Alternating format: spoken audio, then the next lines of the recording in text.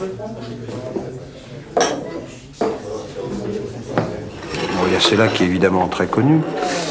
Oui, celle-là qui était déjà très connue puisqu'elle reste sur de nombreuses affiches, hein, et qui, je dirais, frappe par le regard du fondeur qui, je dirais, lance à la fois un espèce de défi et aussi peut-être un peu un regard, je dirais, de domination, hein, vis-à-vis de la fonte, hein, et de son outil. Hein. Et je crois que c'est une des photos qui symbolise vraiment l'homme du Haut-Fourneau.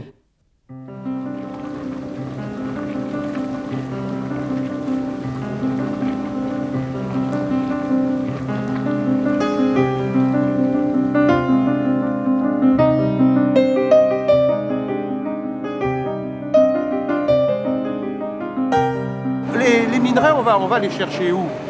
Un peu dans différents continents, hein, puisque tu vois, il y a une bonne partie viennent d'Amérique du Sud, Brésil, Venezuela par exemple. Oui. Une autre partie importante d'Australie.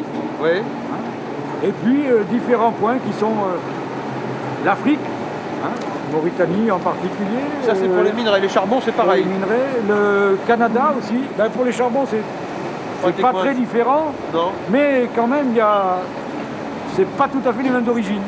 Ouais. L'Australie, en particulier au niveau de la coquerie, est un des fournisseurs les plus importants. Ouais. Hein, mais là, on retrouve les USA. Hein. Et puis pour les charbons d'injection, je dirais que là, on parlait tout à l'heure du charbon chinois. Bon, mais ça, un autre côté du continent, un autre continent. Un bateau, ça met. Par exemple, d'Australie, ça met combien de temps pour arriver ici? Un bateau, ça met à peu près 45 jours pour venir d'Australie.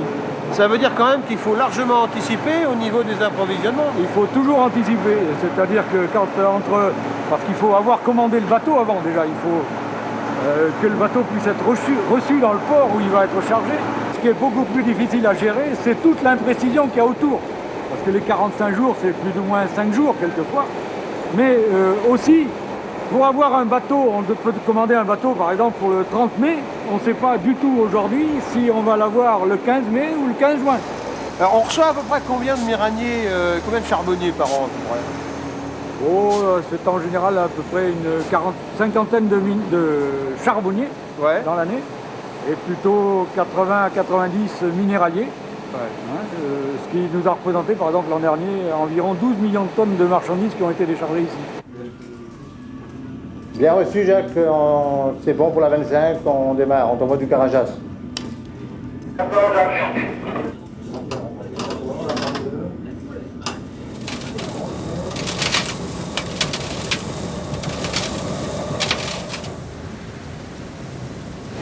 Le minerai rocheux est, je dirais, limité dans les 20% de la charge au niveau des hauts-fourneaux. On ne peut pas se permettre de charger un haut-fourneau uniquement en minerai rocheux. C'est une marche beaucoup plus difficile et il faut aussi bien savoir que les minerais rocheux sont beaucoup moins importants en quantité dans les réserves mondiales que les minerais fins. Donc on est condamné à utiliser des minerais fins, d'où des installations comme les agglomérations. C'est difficile d'avoir un mois de stock parce qu'en quantité, quelquefois, on a un tout petit peu plus, mais il faut avoir des mélanges. Et comme les bateaux arrivent par 100 000 tonnes, à un instant donné, on a rarement plus de 3 semaines à 4 semaines de stock d'avance.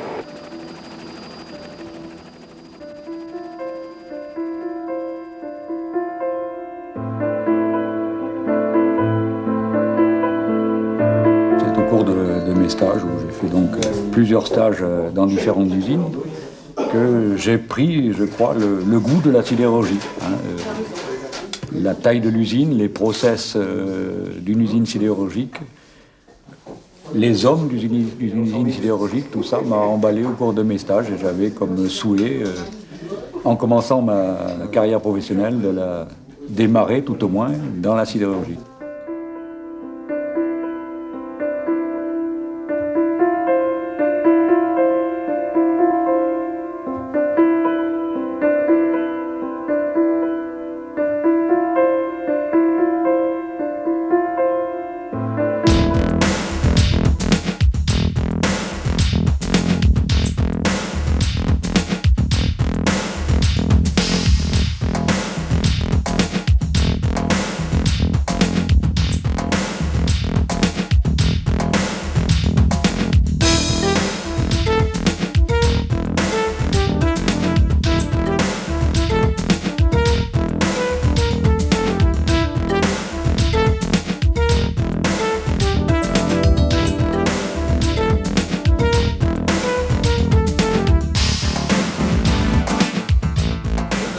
l'homogénéisation, ça, c'est quelque chose qui appartient, disons, au service Mataglo. Oui, c'était une ligne de produits du service Mataglo, de même que dans l'organisation de Mataglo, donc il y a des lignes de produits ou des secteurs, appelons ça comme on voudra, les quais, le broyage charbon, toute la ligne qui concerne l'alimentation des accumulateurs des hauts fourneaux, donc qui transportent les minerais rocheux vers les hauts fourneaux, les agglomérés vers les hauts fourneaux, le coq vers les hauts fourneaux, etc., toutes les matières.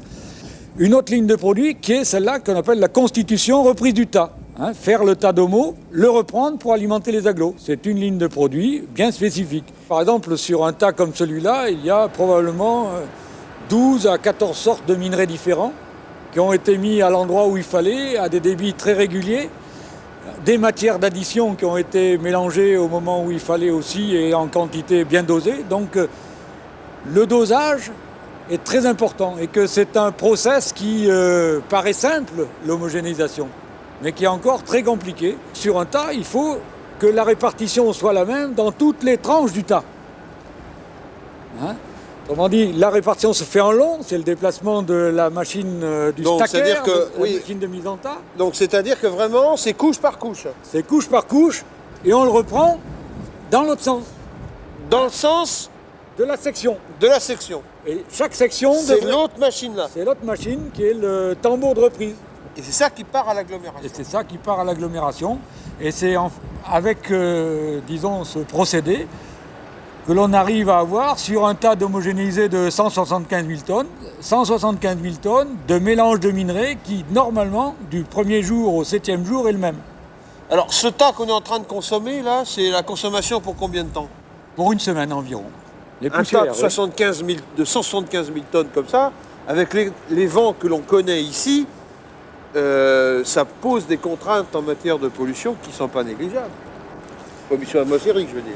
Oui, c'est pour ça que depuis un certain temps, je dirais pratiquement 2 ans maintenant déjà, sur le tas de Castine, au déchargement de la Castine, on a mis en place tout un système d'arrosage de la Castine à toutes les jetées, de telle manière que quand on la met en tas, cette Castine puisse constituer une croûte et ne soit pas susceptible de s'envoler. Donc on a réduit très fortement les envols de Castine. Pour les minerais, c'est la même chose, on procède de la même manière. Qu'est-ce qu'il y a eu comme autre effort de fait dans ce domaine? Sur les installations de dépoussiérage, elles ont été, dans certains cas, améliorées. Par exemple, il y a à peu près 1 an, on a mis en route une installation pour améliorer le rendement des électrofiltres de dépoussiérage des locaux de l'Agglo 3. L'environnement, c'est en même temps certains investissements, mais c'est aussi dans le travail de tous les jours que l'on prend soin de l'environnement. La qualité totale, ça s'applique aussi bien à l'environnement qu'au reste.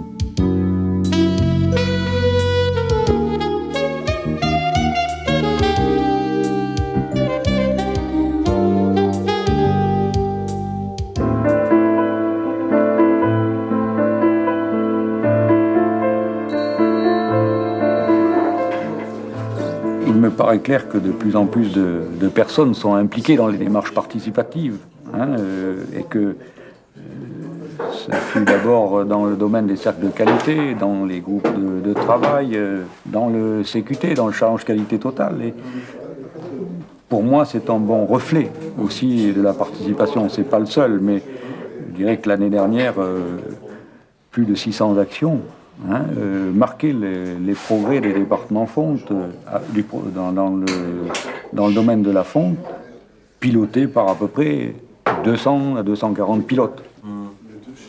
T'as des ingénieurs jeunes et qui ont des responsabilités importantes.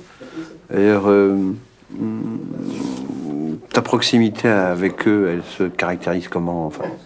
Ce que l'on peut leur apporter, je dirais, c'est plus que la théorie. C'est une certaine expérience dans, disons, les grands principes. Parce que, comme toujours, on a toujours trop tendance à penser que les grands principes, on peut les mettre de temps en temps entre parenthèses. hein, et que c'est un peu comme l'enfant qui n'a pas mis ses doigts sur une plaque chaude, il ne sait pas que ça brûle. Hein. Bon, les hauts fourneaux, tout jeune ingénieur va dire il faut que ce soit régulièrement chargé, que tout soit régulier, etc. Mais pas changer l'allure souvent, mais il se laissera plutôt plus faire qu'un autre sous une pression de l'environnement externe pour changer l'allure, pour faire une impasse, etc. Mais il y a des moments où il faut choisir et où il est intéressant de choisir à plusieurs. Et là, quelquefois, un jeune, un moins jeune, et puis un troisième un peu plus âgé, ça permet de se sentir plus fort, ensemble. Cette image-là, t'en as marre ou t'as envie toujours qu'on monte les ordinateurs, qu'on sait pouvoir montrer par ailleurs? Ton cœur, il va où dans toutes ces images-là? C'est vrai que ce sont des images traditionnelles. Alors ce que l'on souhaite moins voir quand même, c'est vrai, c'est de voir des rougeoiements, c'est vrai que c'est les fumées, etc. C'est des rigoles couvertes, de plus en plus un air assaini et dépoussiéré. Hein. Donc, de plus en plus, on a un peu une réaction. Enfin, pour ma part, une réaction au vu d'images comme ça, en disant c'est pas toujours comme ça, c'est de moins en moins souvent comme ça. Mais d'un autre côté, c'est vrai que c'est une image très réaliste du fondeur dans une ambiance tout à fait particulière qui existe de moins en moins souvent, mais qui était au contact de la matière chaude, de la matière brûlante. C'est parce qu'il y a de la racine là-dedans? Oui, c'est parce qu'il y a de la racine, oui.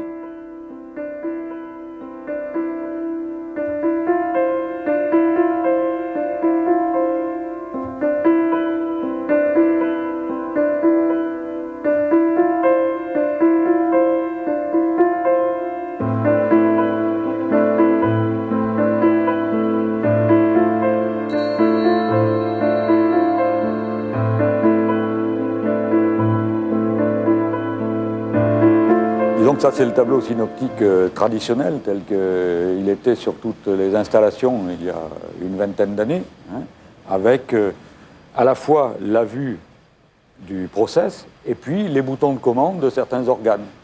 En même temps aussi des signalisations de défaut.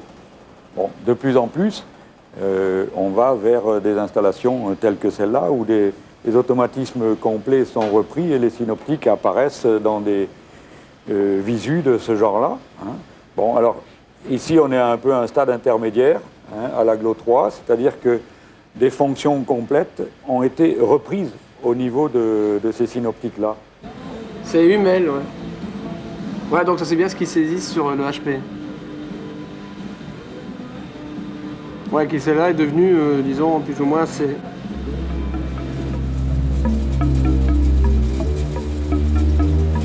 Le processus pour fabriquer de l'aggloméré, ça se passe comment? Le processus, il est le suivant. Donc le mélange arrive et la première des conditions, c'est de le répartir convenablement sur la chaîne. Une fois que le mélange est sur la chaîne, c'est l'allumage. On peut, disons, symboliser ce processus-là de la manière suivante. Le mélange contient du combustible et du minerai, il est allumé, ensuite il y a une aspiration. Et arrivé au bout de la chaîne, à 80 mètres plus loin, sur la chaîne 3, toute la couche est cuite, si j'ose dire, hein, et transformée en aggloméré. Hein. Aggloméré qui n'est pas encore de l'aggloméré tel qu'il peut être expédié au fourneau. Qu'est-ce qui se passe pour qu'il soit envoyé au fourneau? Ben, c'est qu'au défournement de la chaîne, hein, l'aggloméré donc, se présente sous forme de gros gâteau, et qu'il faut briser ce gâteau. Donc on part de minerai fin, pour en faire quelque chose de plus gros, mais c'est tellement gros qu'il faut déjà le casser.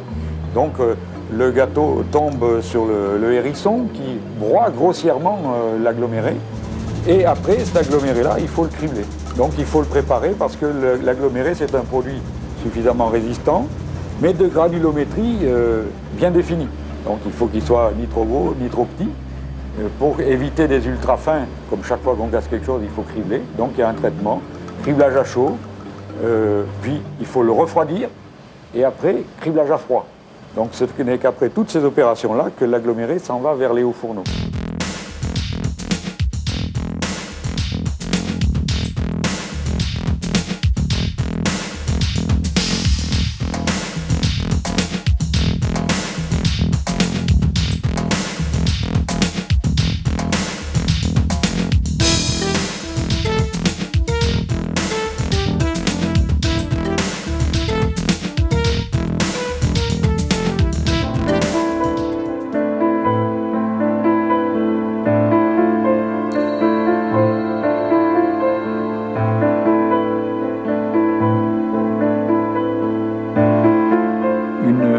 photo qui représente pour moi un peu deux choses, je dirais.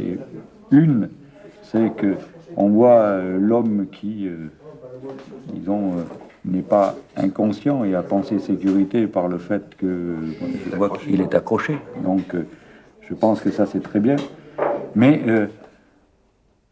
on peut penser aussi que la méthode pourrait quand même être améliorée. Je dirais que l'objectif, il est clair. Tout responsable qui a eu un jour un accident grave dans son équipe, je crois qu'il en est marqué pour le restant de ses jours et que aucun discours ne peut remplacer l'image que l'on a pu avoir le jour où on a pu aller prévenir l'épouse de telle ou telle personne blessée dans son service, voire gravement, pour lui annoncer que son mari était à l'hôpital et qu'il ne rentrait pas à midi ou le soir.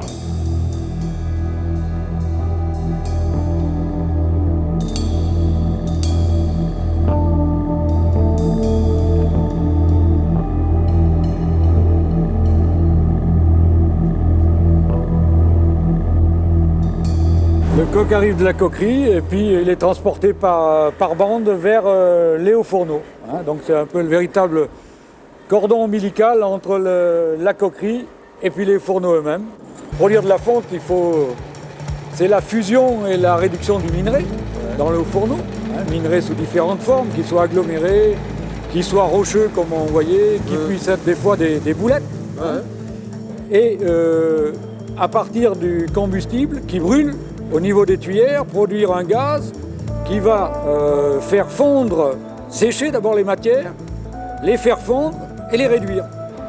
Alors à l'intérieur du haut fourneau, on charge différentes couches de coque, d'agglomérés, par le gueulard. Par le sommet. Par le sommet. Donc c'est un chargement qui se fait par bande, de produits qui sont préparés à l'avance, qui sont criblés, et qui sont chargés d'une manière qui permet au fourneau d'avoir les meilleurs résultats au niveau du process.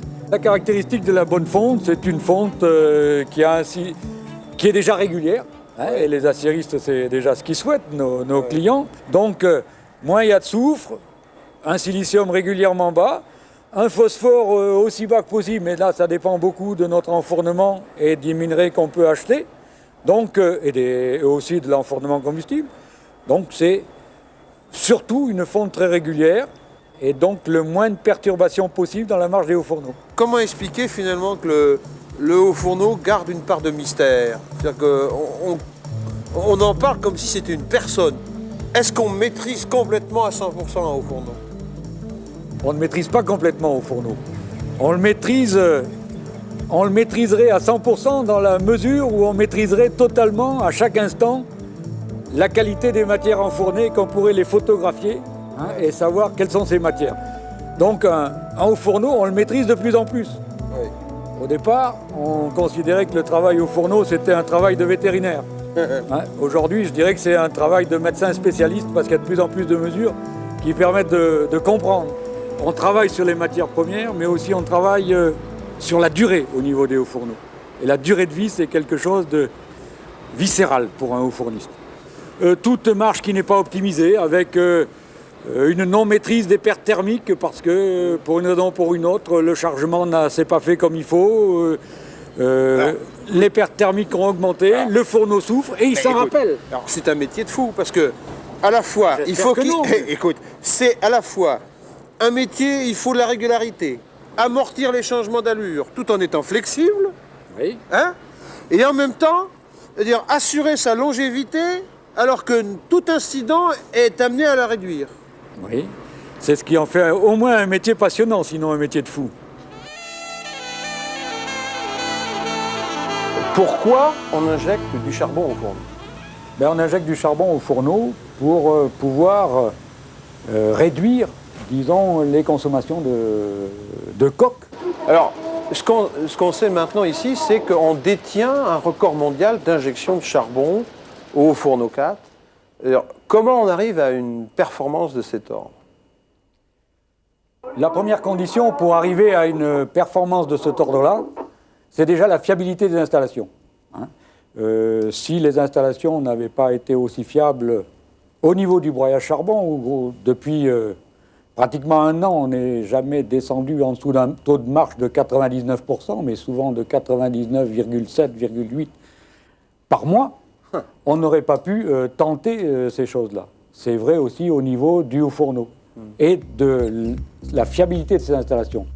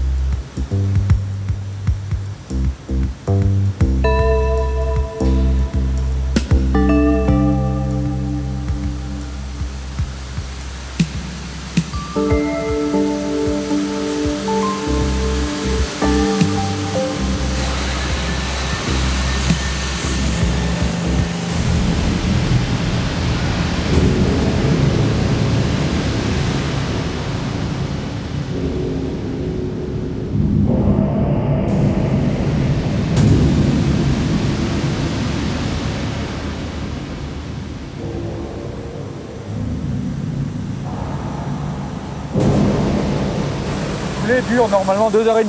Et c'est à peu près 1000 tonnes de fonte qui sortent à chaque coulée. Les trois fourneaux, quand ils fonctionnent à une allure presque nominale, c'est environ 17 500 tonnes de fonte par jour. Et je dirais que le point de fonctionnement moyen, il est souvent autour de 16 000. Ouais.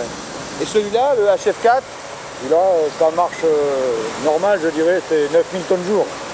Au cours du mois de juillet 89, il a fait 9500 tonnes par jour en moyenne. Donc, un tonnage de 290 000 tonnes de fonte sur le mois. 9500 tonnes, ça fait quoi? Ça fait une tour Eiffel et demi? Oh, sûrement, oui. Et là, qu'est-ce qui sort? Il sort que de la fonte? Ah non, là, ce sont tous les produits liquides qui sortent. Ouais. La fonte, bien sûr, et puis le laitier. Le laitier, c'est le résultat de tout ce qui est fondu dans le haut fourneau et qui n'est pas le fer. Sa composition est telle que la densité différente entre la densité du laitier et la densité de la fonte fait qu'on peut écrémer le laitier à travers le passage dans un siphon. Alors la fonte s'en va vers les poches tonneaux et le laitier qui surnage est écrémé et va vers la granulation. Le sable de laitier tel qu'il est là, le laitier granulé, est utilisé en cimenterie pour une bonne part, hein, et puis aussi dans la construction des routes à travers des mélanges ternaires dans lesquels il participe en même temps que d'autres produits de granulométrie différentes. Ça fonctionne 24 heures sur 24, 365 jours par an, pendant plus de 10 ans, voire 15 ans.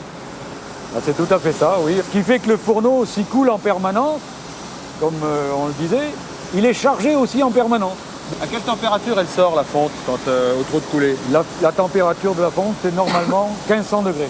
Pour le fondeur, la contrainte, et la difficulté rencontrée majeure, c'est quand si le fourneau a un refroidissement, en salle de contrôle, l'opérateur, lui, doit veiller au maximum à bien suivre tous les paramètres de marche, de telle manière qu'il soit sûr d'anticiper et de prévenir tout dérèglement.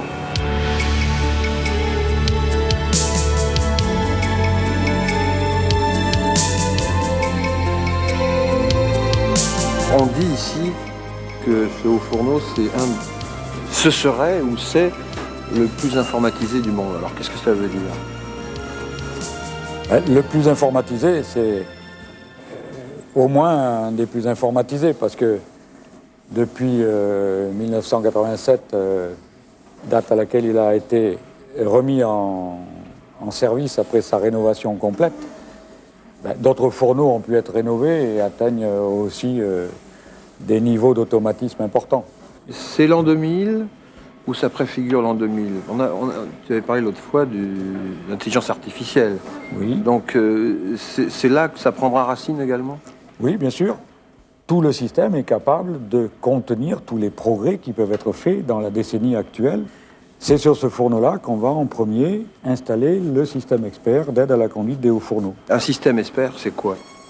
C'est déjà la prise en charge d'un certain nombre de réflexions, de raisonnements de l'homme.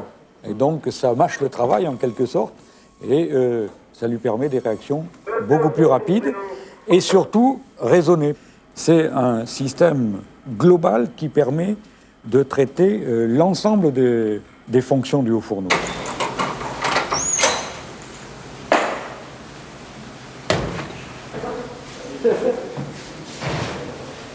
Je ferme.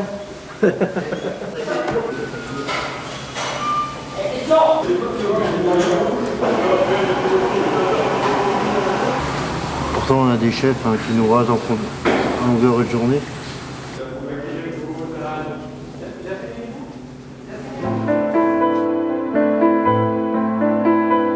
Un guide, je dirais, un petit peu pour l'équipe de la fonte, c'est travailler très sérieusement, sans se prendre au sérieux.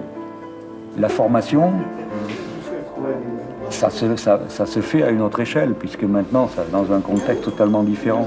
Mais là aussi, peut-être, au cours du temps, la formation était devenue plus la préoccupation d'un certain nombre de fonctionnels, alors qu'à l'origine, ce n'était pas le cas.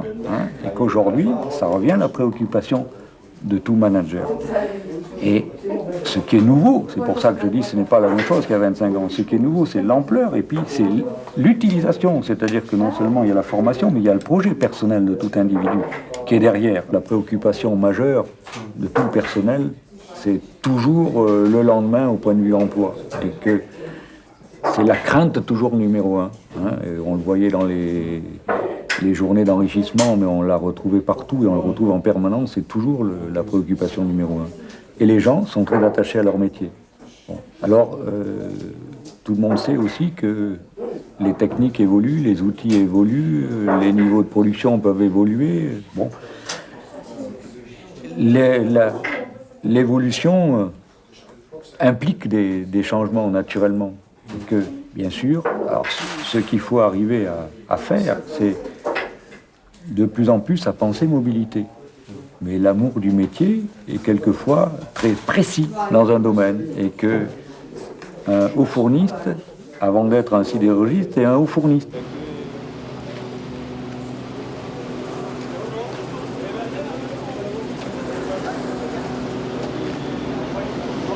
Je crois que c'est un des métiers dans lequel il faut dire peut-être le plus souvent, à certains moments, qu'on ne sait pas. Et c'est quelquefois difficile pour certains de dire on ne sait pas. Et on passe souvent un peu pour des, disons, enfin bon, des gars, pas très dégourdis quoi. Voilà, c'est ça. En disant il ne sait jamais, il devrait savoir, surtout au bout de 20 ans par exemple, ou au bout de 10 ans. Mais non, il y a des jours où il vaut mieux dire qu'on ne sait pas.